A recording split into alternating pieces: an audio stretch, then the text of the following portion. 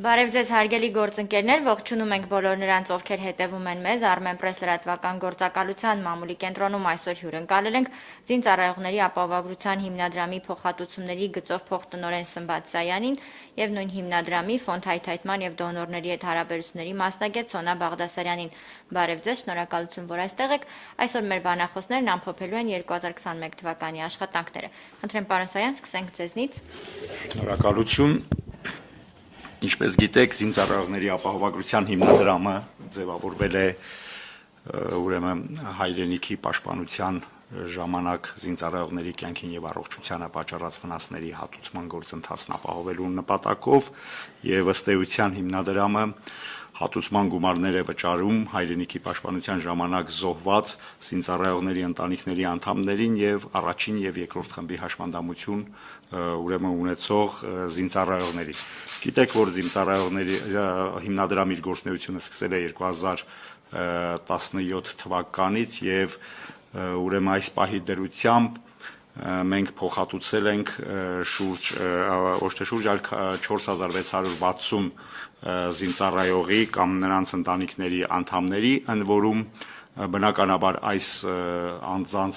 ճնշող մեծամասնությունը կամ այս թվականակի ճնշող մեծամասնությունը դա 44-յա պատերազմի հետևանքով պատճառած վնասների փոխհատուցումն է եւ 416 անձ մինչև ուրեմն 44-օրյա պատերազմը, մինչև 44-օրյա պատերազմը։ Ընդ որում ուզում եմ նշել, որ այդ 4660 զինծառայողներից ուրեմն 97-ը հանդիսանում են անհայտ բացակայող, այսինքն դատարանի որոշմամբ նրանք ճանաչվել են անհայտ բացակայող։ Գիտեք, մենք հատուցում ենք նաև համաձայն օրենքի հատուցում ենք նաև անհայտ բացակայող ճանաչված զինծառայողների ընտանիքներին եւ 524 հոգի հաշմանդամություն ունեցող անձիկ են, իսկ մնացածը ըստ էության զոհված զինծառայողների ընտանիքների անդամներ։ Թերևս այսքանը երևի հարցերի միջոցով շատ ավելի Շնորհակալ եմ, խնդրեմ, Բաղդասարյան, տարվա ընթացքում տարին ինչով առանձնացավ հիմնադրամի համար, ինչ ծրագրեր եք իրականացրել։ Այս միկրոֆոնը։ Շնորհակալ եմ հյուրընկալելու համար։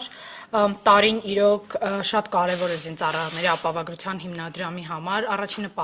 բնականաբար պայմանավորված լայնածավալ պատերազմով եւ դրա հետևանքներով։ Երկրորդը 2021 թիվը կարևոր փոխակերպման տարի է զինծառայողների ապահովագրության հիմնադրամի համար, քանի որ 2021 թվականի վերջի տարին է, երբ որ զինծառայողների ապահովագրության հիմնադրամը կամավորների միջոցով էր իրականացնում աշխատանքները, 21 թվականին ձևավորվել է նոր թիմ, պրոֆեսիոնալ թիմ եւ մենք ունենք նոր հոգաբարձուների խորհուրդ,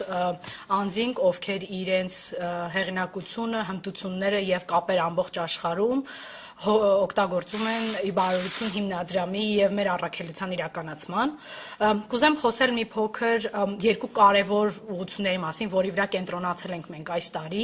Առաջինը դա հիմնադրամի գործունեության վերաբերյալ տեղեկատվության բարձրացումն է եւ հատկապես Հայաստանի սահմաններից դուրս։ Ցավում եմ նշել, որ Հայաստանում տեղեկատվության պակաս զահ առաքելության մասին չկա, պատերազմը մտել է բոլորի տները։ Ցավոք բոլորս ունենք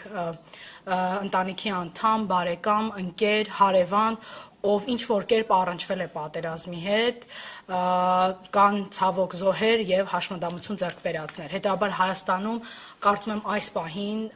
զահ առաքելության մասին տեղեկատվության աստիճանը բավականին բարձր է։ Դրանով է պայմանավորված նաեւ մեր կամավոր նվիրաբերությունների շատ մեծ թիվ է հենց Հայաստանից։ Մարդիկ գիտեն ինչով է զբաղվում զահը, վստահում են մեր առաքելությանը եւ ուզում են իրենք փոքր կամ երբեմն շատ մեծ ներդրում ունենալ մեր առաքելության իրականացման մեջ։ Սփյուռքում պատկերը էապես այլ է։ Հիմնականում Սփյուռքի հայ համայնքները տեղեկացված չեն զինծառայողների ապահովագրության հիմնադրամի գործունեության մասին։ Պատերազմի ընթացքում որոշ համայնքներ բավականին ակտիվ էին եւ ծանոթացան առաքելությանը եւ սկսեցին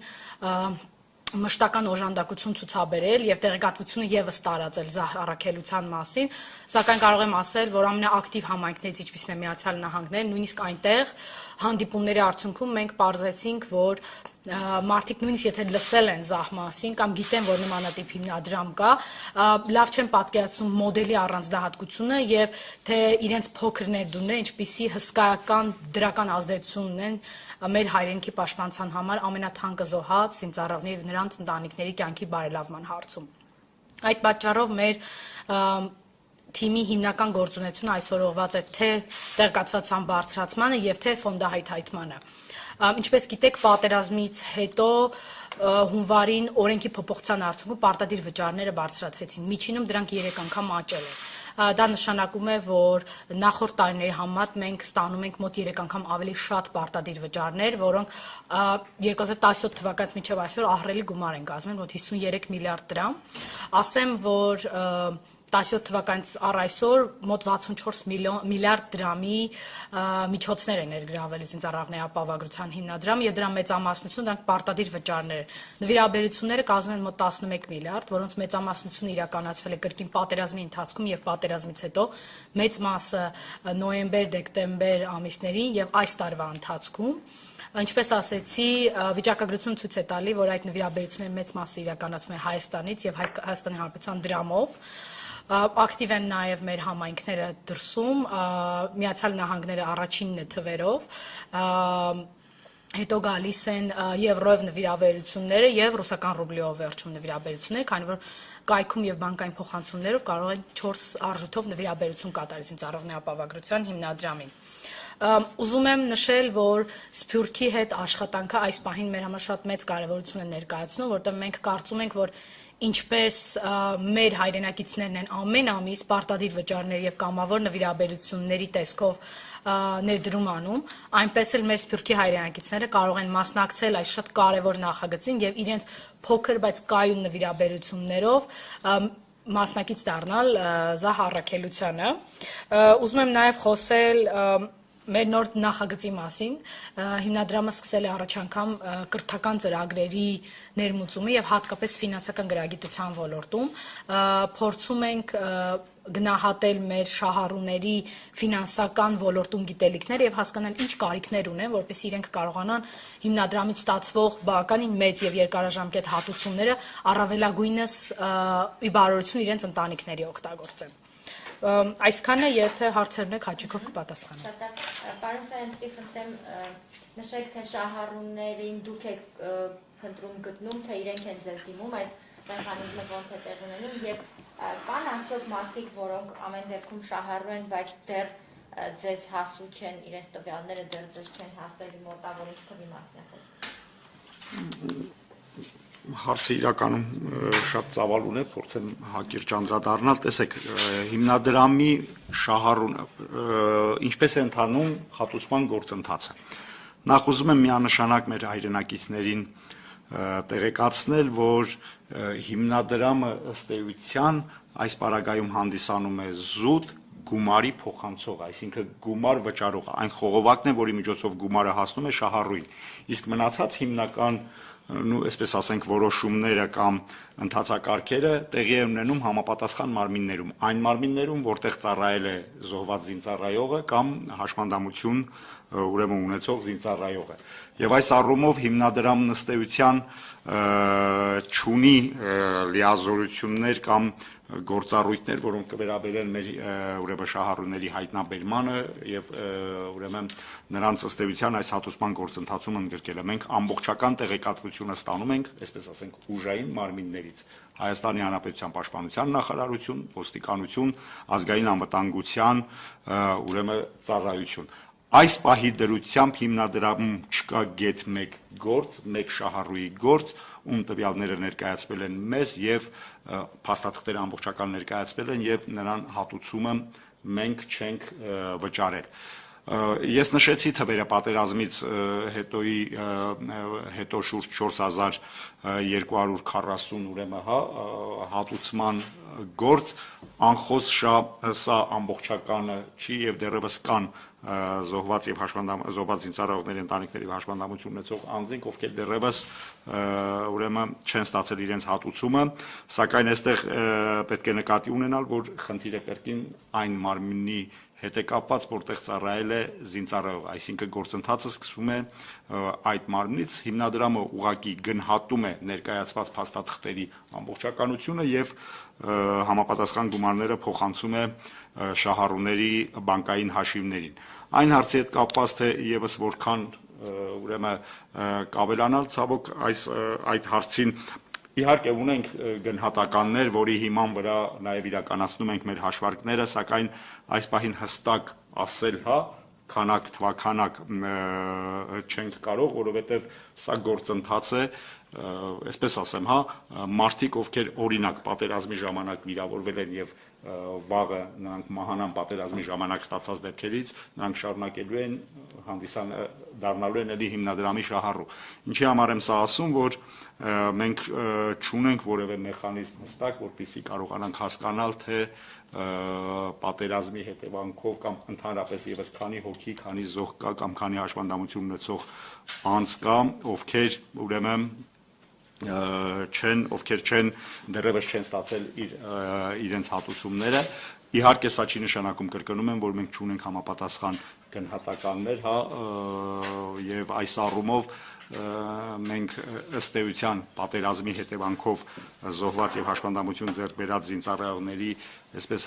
ճնշող մեծամասնությանը այլևս այդ հատուցումները կատարել ենք եւ այս պահի դրությամբ ըստ էության գործերի հոսքը կամ հիմնադրամի կողմից ստացված գործերի քանակը մեզ հիմք են տալիս ենթադրելու, որ առավելագույնը մենք ունենք 200-ից 250 դեպքի խնդիր, որ կապված են այս վերջին 44-օրյա պատերազմին կամ նրան հաջորդող դեպքերի հետ, սակայն դեռևս այդ հատուցման գումարները ուրեմն չեն ստացել։ Բայց նորից մեկ անգամ եւս ես ուզում եմ բոլորի համար հստակ լինի, որ շահառուն հիմնադրամին անմիջականորեն չի դիմում։ Շահառուն ընտանիքը, զոհված զինծառայողի ընտանիքը, հաշվանդամություն ունեցող անձը դիմում է այն մարմնին, որտեղ ծառայել է։ Պաշտպանության նախարարություն, ոստիկանություն կամ ազգային անվտանգության ծառայություն։ Այդ մարմինները համապատասխան փաստաթղթերը ներկայացնում են մեզ, հիմնադրամը գնահատում է ներկայացված փաստաթղթերի ամբողջականությունը եւ որոշում է կայացնում գումարի փոխհատուցման վերաբերյալ։ Ես կխնդրեմ այդ 250 թիվը, որ հնչեցրեցիք մի քիչ մանրամասն ինչ մասին է եւ 44-օրյա պատերազմից հետո զոհվածների հաշվվածների թիվը զգալի մեծ է, այսինքն փոխհատուցումից ստացած թիվը մի քանի անգամ աճեց, Տասնապատիկ գրեթե։ Ինչպես կարողացավ հիմնադրամը հաղթահարել ճեղքվածքը, թե ունեիք արդեն գումար, ուզեմ որ մի քիչ բացված Ես կարճ անդրադառնամ ձեր հարցին եւ կարծում եմ իմ գործընկերը ավելի մանրամասն կներկայացնի գումարների հետ կապված խնդիրը։ Այո, մենք նախկինում, քանի որ ունեինք փոխհատուցումների բավականին այսպես քիչ քանակություն համեմատության մեջ, իհարկե մեկ զոհն էլ եւս խնդրահարույց է, մենք ունեինք փոխհատուցումների համեմատաբար քիչ քանակություն, որը հնարավորություն տվեց նախընթաց ժամանակահատվածում ձևավորել որոշակի ռեզերվներ եւ իմ գործընկերը նշեց իր խոսքում, որ այդ ռեզերվներն էին, որ մեզ հնարավորություն տվեց, այսպես ասեմ, առանց ցնցումների ապահովել այս շահառուների թվաքանակի գրեթե տասնապատիկ ուրեմն աճը։ Իսկ ինչ վերաբերվում է ձեր առաջին հարցին, թե այդ 250-ը ինչ գնահատական է, սա գնահատական է, տեսեք, մենք գիտենք պատերազմում զոհված անձանց թիվ, ովքեր պատերազմի ընթացքում զոհվել են եւ գիտենք նրանցից քանիսին ենք վճարել եւ քանիսն են որ դեռևս ներկայանալու է, դեռևս նրանց գործերը բերելու են մեզ եւ դրա հետ միաժամանակ նաեւ կանխատեսումներ ենք կատարում, թե որքանով է հնարավոր ավելանա, որովհետեւ գիտենք ցավոք սրտի միայն պատերազմի զոհերը չեն, պատերազմից հետո եւս մենք ունենք զոհեր եւ հաշվանդամություն ունեցող անձիկ, այսինքն սա այն գնահատականն է, որը մենք տալիս ենք մեր գործընկերների հետ աշխատանքի արդյունքում, այսպես ասեմ, այն գործերի կամ այն շահառուների քանակի մասին պատկերացում կազմելու համար, որոնք պոտենցիալ հիմնադրամի շահառու են, ուղղակի դեռևս չեն ներկայացրել ուրեմն համապատասխան փաստաթղթերը։ Իսկ փաստաթղթերը չներկայացնելը եւ ձգձգվելը դրանք այսպես հա բազմագործոն գործընթաց ամենատարբեր պատճառներով է ունենում այդ իրավիճակը եւ այս առումով ելի եմ կրկնում մոտորապես 250 հոգու դեռևս մենք ակնկալում ենք որ կնշանակենք հատուցման գումարներ ելի եմ կրկնում նշածս թիվը վերաբերում է պատերազմի հետևանքով զոհված եւ հաշմանդամություն դարձած հա անձանց աստված մի արասցե բայց չգիտենք վաղը ինչ կլինի եւ ինչ նոր մարտական գործողությունների արդյունքում կունենանք արդյոք զոհեր կամ հաշվանդամություններ, թե ոչ իսկ գումարի հետ կապված խնդրեմ իմ գործընկերը շատ ավելի մանրամասն ներկայացնի։ Շնորհակալ եմ հարցը, շատ կարևոր հարց եք բարձրացնում։ Մի քիչ հետ գնանք 2017 թվականին, երբ որ հիմնադրվեց հիմնադրամը, կարծում եմ հիմնադիրների եւ գաղափարը սատարողների շրջահայացությունը օգնեց մեզ, որպեսզի մինչև 2020 թվականի սեպտեմբերը մենք կարողացանք կուտակել բավականին մեծ ռեզերվներ, խոսում ենք մոտապես 65-70 միլիոն դոլարի մասին, եւ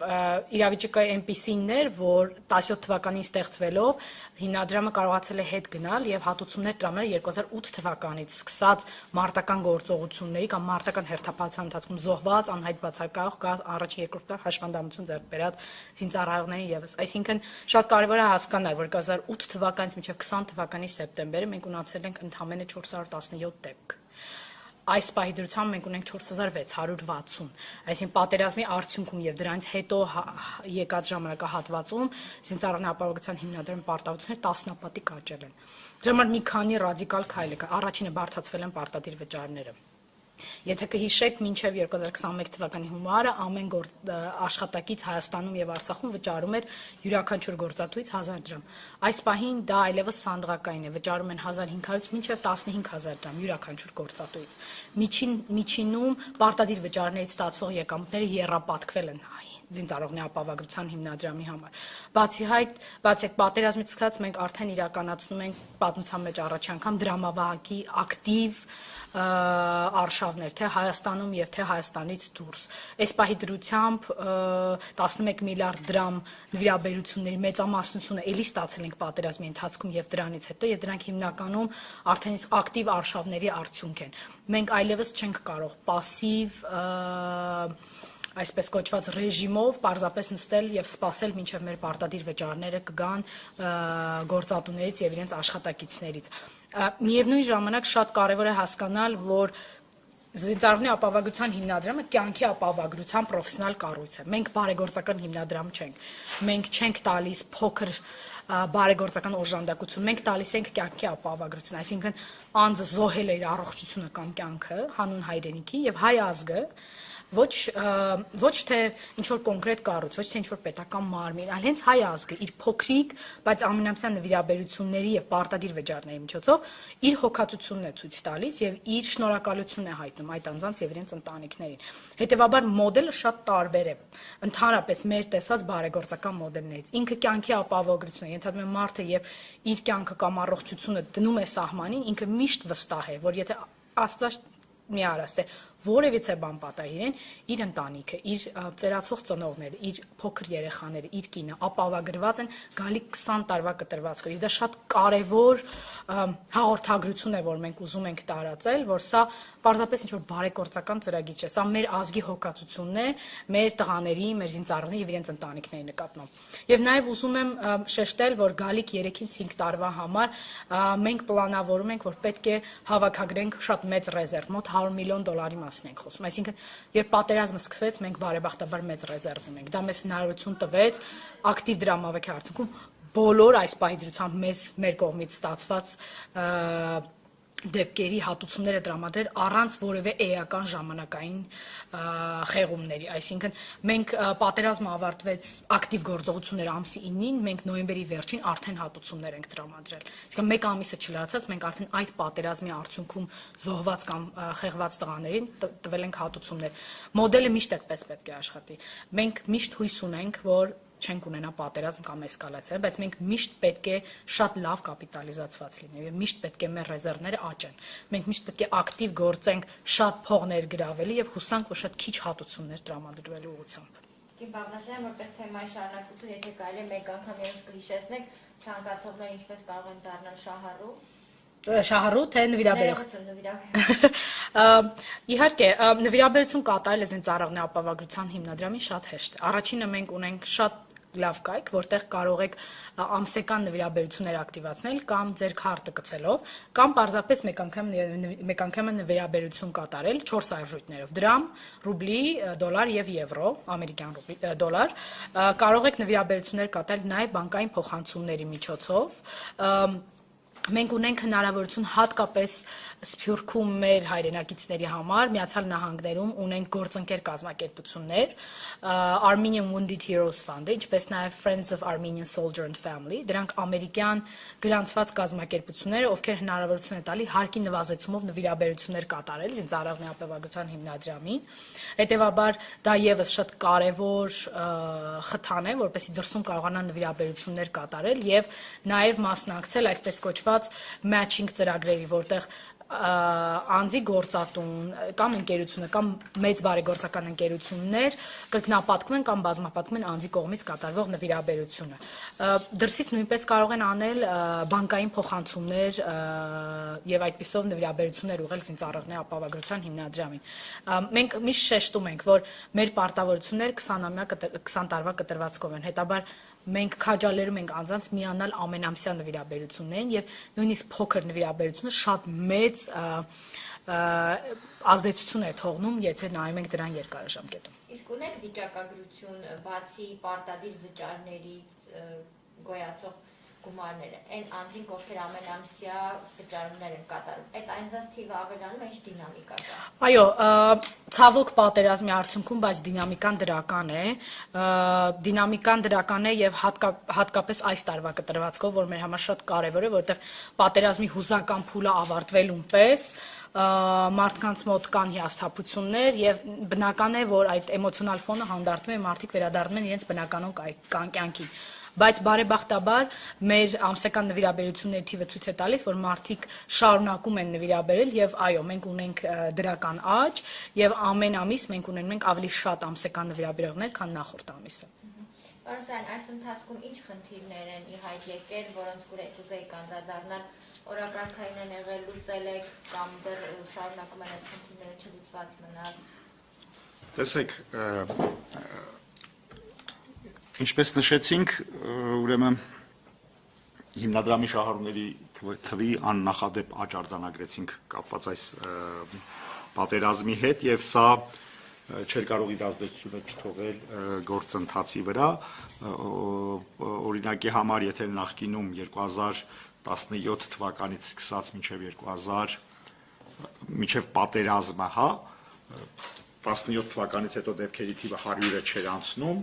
դեպքերի թիվը անմիջապես աճեց շատ կտրուկ, աճ արձանագրեց եւ սա չէր կարող գործընթացի վրա ազդեցություն չունենալ։ Իմ գործընկերը նշեց, որ նախորդիվ մինչև նախապատերազմյան շրջանում հիմնադրամը իր գործունեությունը ծավալում էր, իրականացնում էր հիմնականում կամավորական, սկզբունքով աշխատող մարդկանց միջոցով, այսինքն չկային հիմնադրամի աշխատակիցներ, ովքեր զբաղվում էին այդ գործընթացում, սակայն պատերազմը էապես փոխեց իրերի դասավորվածությունը, որովհետև նախ մենք ունեցանք էլի քանակական աճ, իսկ քանակական աճը նախ եւ առաջ նշանակում է, որ մենք պիտի հնարավորություն ունենայինք կառավարել այդ գործընթացները, եւ եթե հիշում եք կամ չգիտեմ, եթե հետաքրքրվեք, տեսեք մենք տարվա սկզբին ունեինք բավականին կուտակումներ, պայմանավորված քանակների աճով, սակայն մեզ հաջողվեց այդ ձևավորել համապատասխան թիմ, համապատասխան ենթակառուցվածքներ եւ այսօր այլևս չունենք նման խնդիր, չունենք կառավարման խնդիր եւ հեշտությամբ կարողանում ենք համապատասխան տեղեկատվական ենթակառուցվածքի միջոցով այդ հատուցումների ուրեմն գործընթացը ապահովել։ Խնդիրների մյուս խումբը, որի մասին, այսինքն այս խնդիրները այլևս անցյալում են եւ այս պահին ըստ էության ես էլի կրկնում եմ, չկա որևէ դեպք, որ փաստաթղթերը ամբողջական մեզ ներկայացված լինի եւ մենք հատուցումները կատարած ուրեմն չլինենք։ Մյուս կարևորագույն խնդիրները, որ առաջանում են, որի մասին որոնք ես ուզում եմ կարևորեմ եւ ներկայացնեմ հանրության դատին, դա հիմնադրամի գործառույթների նկատմամբ, այսպես հա, շահառուների ոչ հստակ պատկերացումներն են, որովհետև մեր շահառուների մոտ տպավորությունն է, որ հիմնադրամն է կայացնում բոլոր հիմնական որոշումները, հիմնադրամն է որոշում շահառուների շրջանակը, սակայն ցավոք սրտի կամ բարեբախտաբար այդպես չէ, շահառուների շրջանակը սահմանված է օրենսդրությամբ, հա, եւ այդ օրենսդրության կիրարկող մարմիններ հանդիսանում են այն համապատասխան մարմինները, որտեղ ծառայել են զինծառայողները եւ այս առումով հիմնական խնդիրները ըստ էության ածանցվում էին նրանից, որ երբեմն ընտանիքներում լինում են այսպես հա ոչ այսպես միատեսակ կարծիք գումարների վերաբերյալ կամ շահառուներից մի մասը, գիտեք, նախ հիմնադրամի շահառուներ են հանդիսանում զինծառայողի ամուսինը, երեխաները, ծնողները, հա, ամուսինը, երեխաները, ծնողները, այս իրանց բացակայության դեպքում նաև այլ կատեգորիաներ կան, չեմ ուզում այդքան մանրանամ, բայց երբեմն այս հիմնական շահառուների հիմնական շրջանակի մեջ տեղի անհամաձայնություն է առկա լինում գումարի բաշխման հետ կապված, մեզ դիմում են, սակայն նորից ու նորից մենք կրկնում ենք, կամ որ մենք չունենք որևէ իրավասություն, որևէ ազդեցություն ունենալու շահառուների շրջանակի վրա, այդ որոշումները կայացվում են հիմնականում ուրեմն ուժային մարմինների կողմից։ Այսինքն շահառուների շրջանում եւս իրազեկման խնդիր։ Գիտեք, ավելի շատ այստեղ իհարկե իրազեկման շարունակական բարելավումը բոլորիս խնդիրն է եւ շատ կարեւոր է, սակայն հաշվի առնելով այն հանգամանքը, որ այս շահառուները այս կամ այն կերպ համապատասխան այդ ուժային մարմինների համապատասխան աշխատակիցների հետ շփվում են, այստեղ ավելի շատ խնդիրը գալիս է ոչ թե իրազեկվածության պակասից, այլ մարդը չի ընդունում այն իրողությունը, որը որ կա, մարդու համար, հա, չգիտեմ, ծնողի համար անհասկանալի է, թե ինչի պիտի մյուս ծնողը եւս ով օրինակ վաղուց այդ երեխայի խնամքով եւ դաստիարակությամբ չի զբաղվել կամ չի զբաղվում, թե ինչի պիտի նա եւս հանդիսանա այսպես շահառու, այսինքն ավելի շատ խնդիրը ոչ թե իրազեկվածության պակասի մասին է, այլ խնդիրն ածանցվում է ոչ թե իրազեկվածության պակասից, այլ խնդիրը ածանցվում է մարդու պատկերացումից, կամ իր պատկերացումները ուրեմն մարդը փորձում է, շահառուն փորձում է այսպես որպես վերջին ասյանի ճշմարտություններ ներկայացնի, ու բնականաբար մենք նման դեպքերում խորհուրդ ենք տալիս խնդիրը լուծել դատական կարգով, որովհետև մեկ անգամ եւս ուզում եմ շեշտեմ, հիմնադրամը որոշում չի կայացնում շահառուների շրջանակը որոշելու, շահառուներին, այսպես հա, շահառու ճանաչելու վերաբերյալ։ Հիմնադրամը ստանում է համապատասխան փաստաթղթերը, գնահատում է ներկայացված փաստաթղթերի ամբողջականությունը, այսինքն եթե կա ծնող, որպեսզի լինի այդ զինծառայողը, չգիտեմ, ծնող լինելը հաստատող համապատասխան փաստաթղթեր, եւ այս փաստաթղթերի արկայության դեպքում հիմնադրամը որպես խողովակ գումարը ուղղակի փոխանցում է մեր ուրեմն շահառուների բանկային հաշվեհամարներին։ Ну, խնդիրներից այս կանը թերևս։ Տիկին Բաղդասարյան, դուք խոսեցիք Միացյալ Նահանգների այցի մասին, իսկ առաջիկայի համար նմանատիպ ինչ այցեր եք նախատեսում, ընդհանրապես միգուցե արշավներ, բարեգործական ընթրիքների ծրագրեր ունեք, որ հունվարից կամ փետրվարից սկսեք։ Այո, ծրագրերը բազմաթիվ են, Սփյուռքի հետ աշխատանքը այս պահին մենք շատ ենք կարևորում, քանի որ ինչպես նշեցի, տեղեկատվության պակաս կա եւ Միացյալ Նահանգների 70-ից ավել հանդիպումները մեզ ցույց տվեցին, որ մարդիկ հիմնականում վստահության խնդիր չունեն, եւ երբ ծանոթանում են զինծառայողների ապահովագրության հիմնադրամի մոդելին եւ տեսնում են, որ կայքում արտացոլվում են բոլոր նվիրաբերությունները, բոլոր հատուցումները, ապա միանշանակ է վստահության խնդիր չկա, բայց կա տեղեկատվության խնդիր, հետեւաբար շարունակել ենք ակտիվ տեղեկատվական արշավներ, այսինքն ինտերվյուներ, հաղորդումներ, մենք ունենք վիդեոնյութեր մեր շահառուների մասին, հենց հիմնադրամի գործունեությամբ, որոնք փորձում ենք մշտապես կիսվել թե տեղական եւ թե դրսի ուրեմն մամուլում եւ նաեւ ունենք մի շարք ծրագրեր, օրինակ մերս հանդիպումների արդյունքում մոտ վերադարձից հետո մոտ 3-4 տարբեր համայնքներից արդեն մեզ հետ կապնվել են եւ տեղեկացրել են, որ իրենք իրենց համայնքում իրականացնում են փոքրիկ այսպես կոչված fundraiser, դրամահայթայթման միջոցառում եւ միջոցները ուղղելու են զինծառայողների ապահովագրության հիմնադրամին։ Այսինքն